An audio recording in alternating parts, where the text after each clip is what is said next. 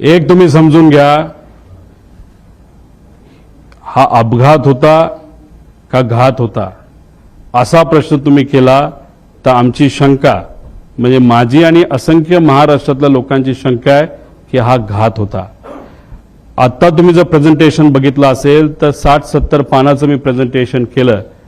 एक एक गोष्ट जी घडली, कशी घडली, कोण बैठकीला आलं होतं, कोणाचं विमान होतं, कोणाचं काय होतं, जी काय माहिती आमच्यापर्यंत आली ती माहिती ही तुमच्यापर्यंत पोहोचवलेली आहे। या प्रेझेंटेशनच्या माध्यमातून यांच्यावर ऑब्जेक्शन घेतोय, शंका घेतोय का त्यांच्यावर शंका घेतोय असं अजिबात कुठंच नाही। मी वस्तुस्थिती तुम्हाला सांगितली, पण या बाबतीत विमान कंपनी जी VSR आहे, एरो नावाची हँडलिंग कंपनी आणि जो कपूर नावाचा पायलट होता, या 3 कंपन्या आणि व्यक्तीवर आमची शंका आहे।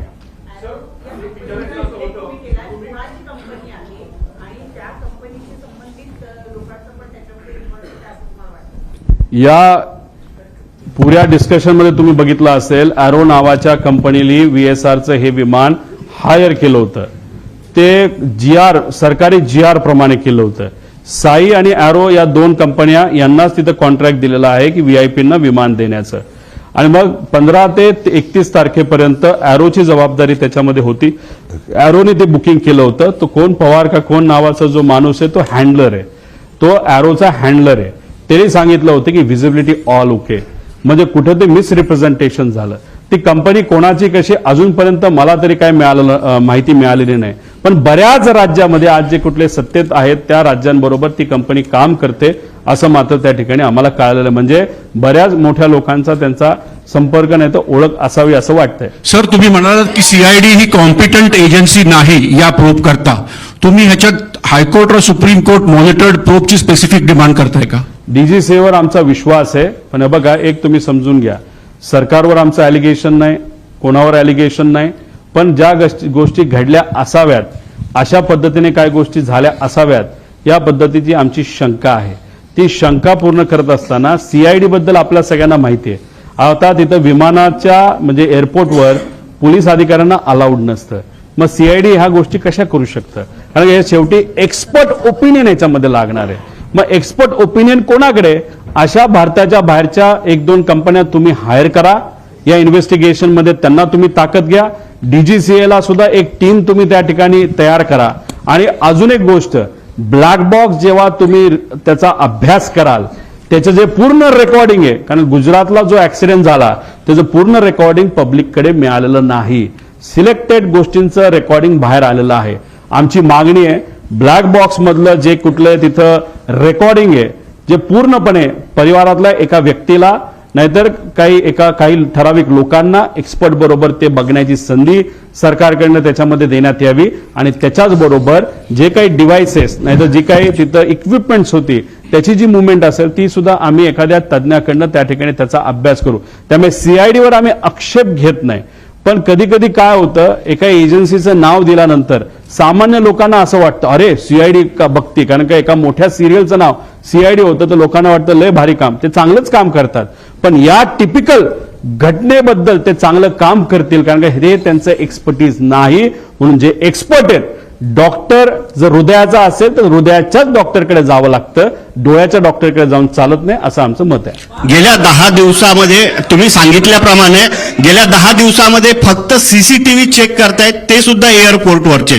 त्यामुळे कुठेतरी सरकार सुद्धा या चौकशीच्या घेऱ्यामध्ये आहे की या सगळ्या जी दुर्घटना झालेली आहे त्या दुर्घटनेमध्ये सरकार सुद्धा चौकशी पूर्णपणे लवकरात लवकर करावी याच्यापासून दूर पळत आहे।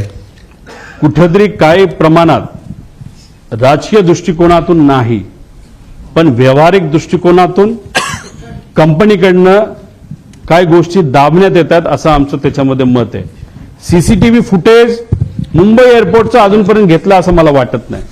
त्यांनी कुठलं एअरपोर्टचं घेतलं तर बारामती एअरपोर्टचं घेतलेलं आहे। अतिशय स्लो पद्धतीचा इन्व्हेस्टिगेशन हे दुर्दैवाने आता चालू आहे असं आपल्याला म्हणावं लागेल। आतापर्यंत बऱ्यापैकी कन्क्लुजन व्हायला पाहिजे होतं।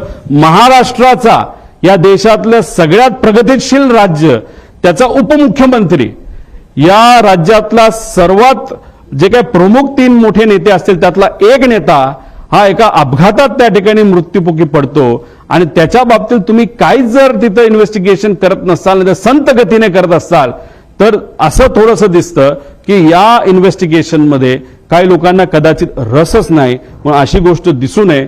मॅन्युप्युलेशन होण्यापूर्वी आणि मॅनेज होण्यापूर्वी इन्व्हेस्टिगेशन पूर्ण झालं पाहिजे. 2023 सारखं जर झालं तर हे फार घातक ठरेल.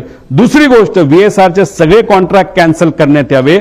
अजून सुद्धा VIP त्यांच्याच विमानाने तिथे ट्रॅव्हल करतायत, त्यांच्या सुद्धा जीवाला धोका हा होऊ शकतो. त्यामुळे त्याच्या सगळ्या सर्व्हिसेस तुम्ही कॅन्सल करा आणि सगळ्या लोकांना तुम्ही ताब्यात घेऊन प्रॉपर इन्व्हेस्टिगेशन करा, असं आमचं मत आहे.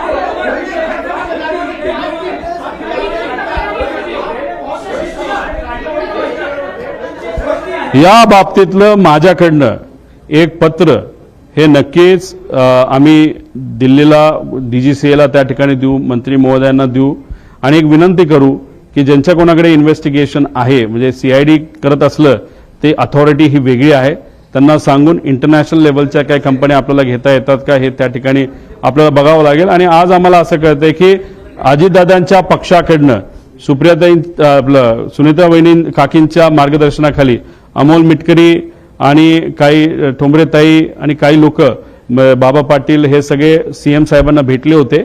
एक त्यांनी तिथं पत्र दिलंय, म्हणजे त्यांच्याच पक्षातल्या काही आमदारांना आणि कार्यकर्त्यांना आणि पदाधिकाऱ्यांना शंका या बाबतीतली आम्हाला सुद्धा तशीच शंका आहे. त्यामुळे इन्व्हेस्टिगेशन प्रॉपर व्हावं यासाठी योग्य त्या अथॉरिटीला आम्ही सुद्धा पत्र देऊ.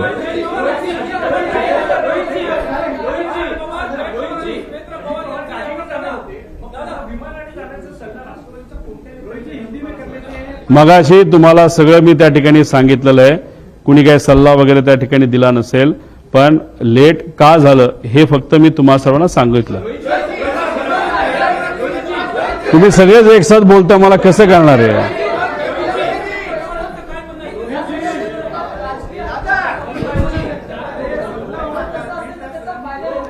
या विषयाचं मला कुठेही राजकारण तिथं करायचं नाही.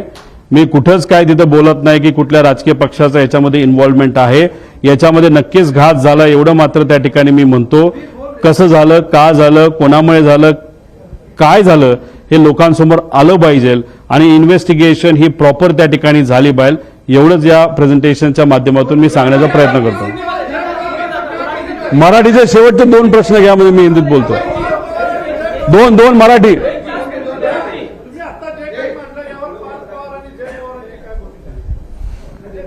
त्यांच्याशी बेसिक चर्चा करत असताना काही प्रमाणात त्यांना सुद्धा शंका आहे आणि शंका असल्यामुळे अमोल मिटकरी गेले ना CM कडे.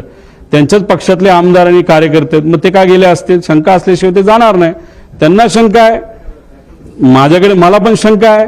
थोडा मी अभ्यास जास्त केलेला आहे, तो मात्र तुमच्या समोर सगळ्यांसमोर तिथे दिलेला आहे.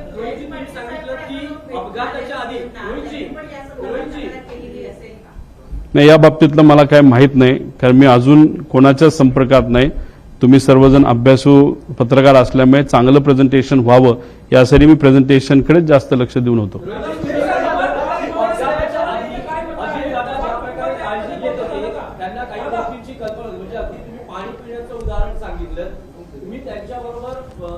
अनेक काळ तुम्ही त्यांच्याबरोबर राहिलेला या शेवटच्या काळात ते काही दबावाखाली होते का? कारण ज्या पद्धतीने तुम्ही अपघाताचा संशय व्यक्त करता, काही तुम्हाला त्यामागे घातपातामागे काही वाटतंय का की कोणी असू शकतं किंवा काय कारण प्राथमिक अंदाज असू शकतो? अजितदादांवर दबाव टाकणं तसं सोपं नव्हतं.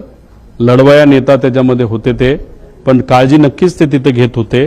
मी फक्त एक उदाहरण सांगितलं, त्याच्या मागचं कारण मला माहीत नाही.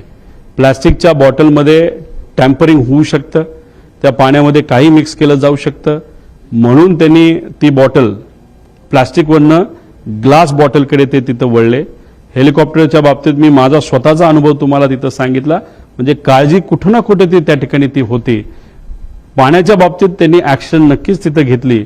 जर त्यांच्या मनामध्ये विमानाच्या बाबतीत सुद्धा जर शंका होती तर तिथं जर वेगळी ऍक्शन त्यांनी घेतली असती तर दादा आज आपल्याबरोबर असते.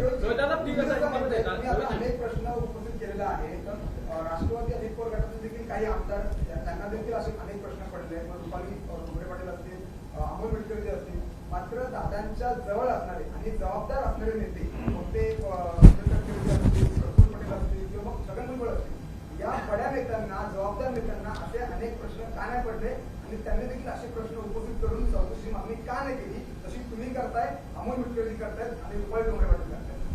त्या सर्व नेत्यांना जी कुठली सत्ता आज आपली आहे या राज्यामध्ये ती मेंटेन करण्यासाठी ती सत्ता तशीच राहावी यासाठी त्या पक्षाचे प्रमुख नेते म्हणून त्यांना कदाचित ती गोष्ट थोडीशी जास्त महत्त्वाची वाटली असावी आणि हीच गोष्ट करत असताना कुठंतरी मेन विषयाकडे लक्ष न जाता दुसऱ्याच विषयाकडे त्यांचं लक्ष गेल्यामुळे कदाचित काकींची इच्छा नसताना सुद्धा शपथविधीला सुद्धा काही प्रमाणात घाई ही त्यांच्याकडनं तिथं झाली. सगळ्यांच्या प्रायोरिटी आणि महत्त्वाच्या गोष्टी वेगळ्या असतात. आम्ही आज दुःखात आहोत. आम्हाला माहिती पाहिजे की काका आमचे दादा हा जो ॲक्सिडेंट झाला तो कशामुळे झाला ही आमची प्रायोरिटी आहे. हे आमच्यासाठी महत्त्वाचं आहे आणि हीच गोष्ट काकींसाठी सुद्धा महत्त्वाची आहे. पार्थ आणि जयला पण महत्त्वाची आहे. पण ह्या नेत्यांना काय महत्त्वाचं आहे हे मी सांगण्यापेक्षा गेल्या 13 दिवसामध्ये लोकांनीच बऱ्याच काही गोष्टी तुमच्या माध्यमातून बघितलेल्या आहेत.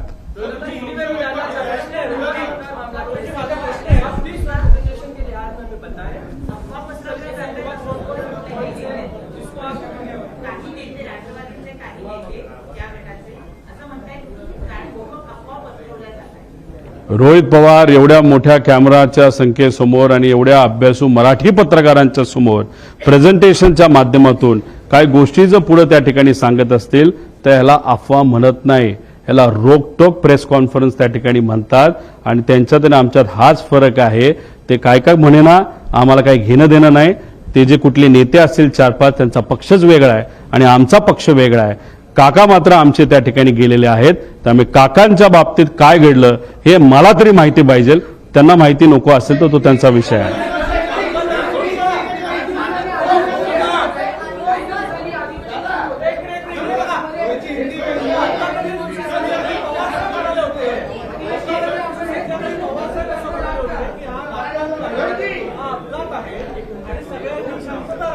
आज काही गोष्टी आपल्या हातात नसतात, सर्वांनी शांतता राखावी. तर पवार साहेबांच्या म्हणण्यापासून वेगळा असं तुम्ही अभ्यास केला म्हणून हे म्हणणं झालंय का? नंबर 1.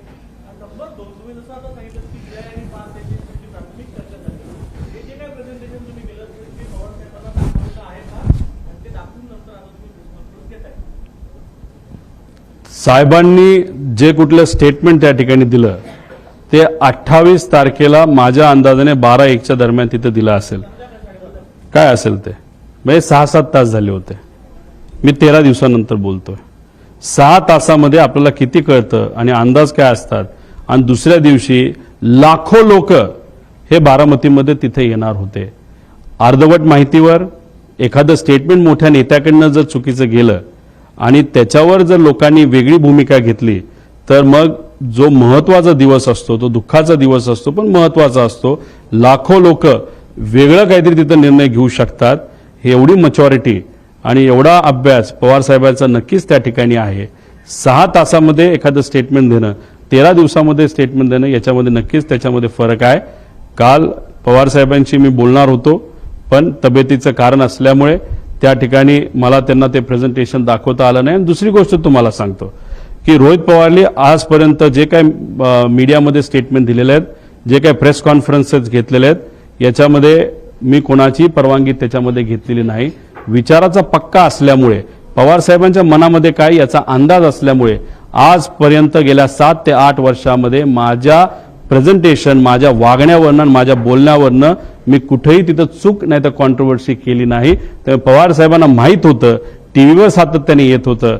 पण साहेबांचा माझ्यावर विश्वास असल्यामुळे साहेबांनी मलाही विचारलं नाही आणि मी त्यांना हे प्रेझेंटेशन तिथं दाखवलेलं नाही. तुम्ही जे म्हणताय जे काही मॅनिप्युलेशन झाले त्याच्यामध्ये हा एक व्यापक गट आहे असं तुम्हाला वाटतं की फक्त त्या वैमानिकाचा अतिघाई किंवा अतिविश्वास घडला हे नक्की काय की सगळं?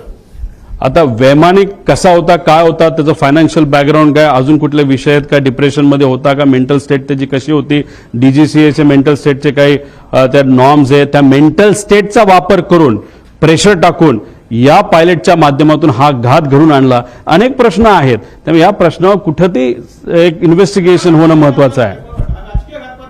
मी मगाशी तुम्हाला सांगितलं इथं मला राजकीय कुठंच काय बोलायचं नाही. घातपात आहे का तर त्याची शंका 100% आहे. राजकारण हे मी आणत नसल्यामुळे राजकीय आहे का नाही याचा मी विचार सुद्धा केलेला नाही.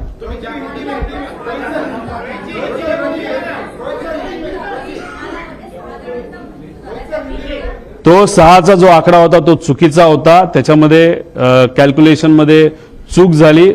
तो जो मेन रिपोर्ट असतो की किती लोक त्या विमानामध्ये आहे तो रिपोर्ट आमच्याकडे आहे. त्यामुळे उगाच दाखवायचं आणि प्रेझेंटेशन लांबवायचं म्हणून नको त्या गोष्टी याच्यामध्ये दिलेल्या नाहीत. त्यामुळे त्या 6च्या आकड्याला कुठंच काही महत्व नाही. निवडणुकीमध्ये अजित पवार हे भाजपवर सातत्याने आरोप करत होते आणि त्यानंतर 15 दिवसामध्ये हा अपघात झाला याची देखील सोशल मीडियावरती जोरदार चर्चा होती. तुमचं त्याकडे काय मत आहे? राजकीय या घटनेबद्दल राजकीय भूमिकेतून मी कुठंच तिथं त्या ठिकाणी बोलणार नाही. बोलायचं झालं तर फाईल वगैरे या बऱ्याच गोष्टी आपल्याला बोलता येईल पण त्याला काय अर्थ नाही. कारण सरकारमध्ये असणारे सर्व नेते जे आज सत्तेत आहेत त्यांची सुद्धा नक्कीच इच्छा असावी ही घटना घडली कशी आणि उद्या घडू नये याच्यासाठी सुद्धा त्यांनी काय करावं या बाबतीत लक्षात इथं घ्यावी.